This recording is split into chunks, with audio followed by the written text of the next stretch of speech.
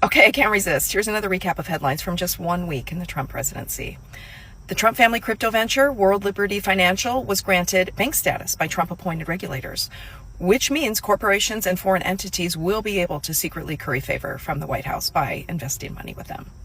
The Trump administration also just ended the 2021 Corporate Transparency Act, an anti-corruption law that required shell companies to disclose ownership in order to crack down on money laundering. And yes, this is after finding out just last week that Capital One closed down over 300 accounts linked to Trump in 2021 because of the risk of money laundering.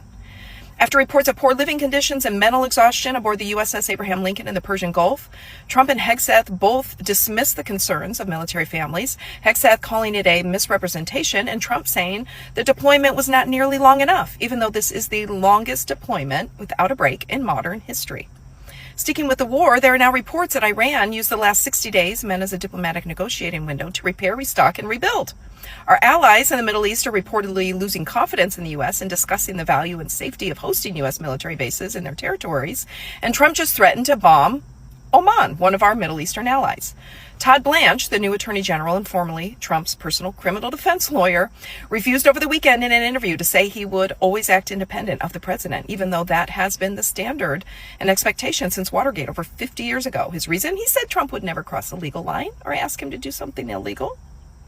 Also in Department of Justice news, a federal judge is pressing the DOJ to explain their redactions and materials withheld in the Epstein files regarding Trump, 16 files in particular being flagged with the title POTUS.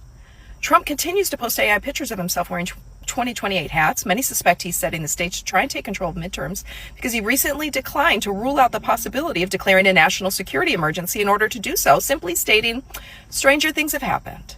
ICE is now using your tax dollars to buy gloves that can deliver painful electric shocks, while DHS is simultaneously pitching the idea of also using your tax dollars to subsidize insurance for ICE officers in order to shield them from possible financial consequences if they're accused of on-duty misconduct.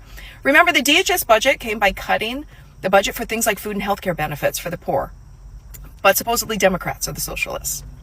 We found out that Trump left behind key cabinet members and the press to act as human decoys on Air Force One in Turkey last month while he secretly boarded a military jet via a catering truck with Natalie Harp when intelligence warned of a possible Iranian strike. The budget deficit hit a 5-year record high in July. Kindergarten vaccine exemptions jumped to a record high.